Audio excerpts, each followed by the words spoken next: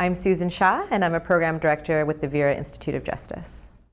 The promise of community policing lies in its definition. There's three core components. The first is partnerships with communities, and then having collaborative problem solving with these communities.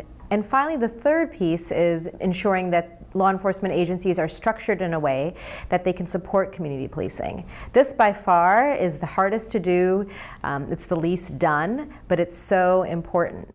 The crime bill has led to a number of successes relating to community policing. Really, it provided the foundation for community policing. As a result of the crime bill, we have the DOJ, Office of Community-Oriented Policing Services. We have a number of policies and programs and initiatives that are seeking to cultivate the practice of community policing and seeking to engage community members in making their communities safe. What we need to do now is ensure that these promising practices that a number of agencies have sought to fund and support are being implemented nationwide. There is still work to be done, particularly when you look at the diversification of so many communities in this country. You have large groups of individuals who aren't able to access police protection. They're not able to participate in community policing programs. You also see there being a gap in federal law enforcement and local law enforcement efforts, particularly since 9/11.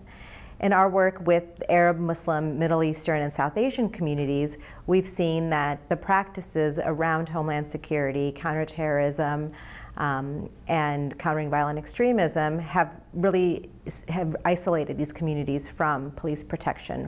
When you're looking at diversification, it isn't just about immigration status, it's also about race. We saw this in Ferguson, Missouri, where you have an agency that is largely white policing a community that is largely black.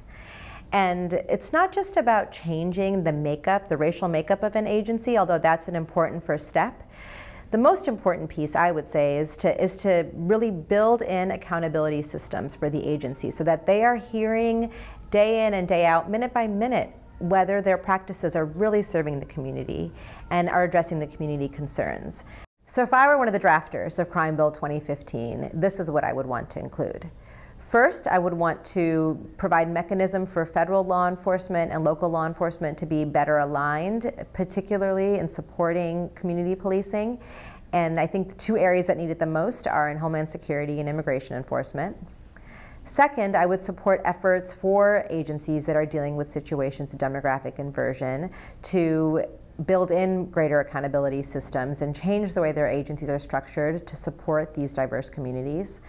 And third, I would build a mechanism that involves police in dealing with mass incarceration and their role in mass incarceration. They really are the gatekeepers to the criminal justice system. Virtually every contact with the justice system starts with an interaction with the police officer, and so law enforcement practices need to be reviewed. And I think one way this can be done is looking at how law enforcement is dealing with misdemeanor criminal activity.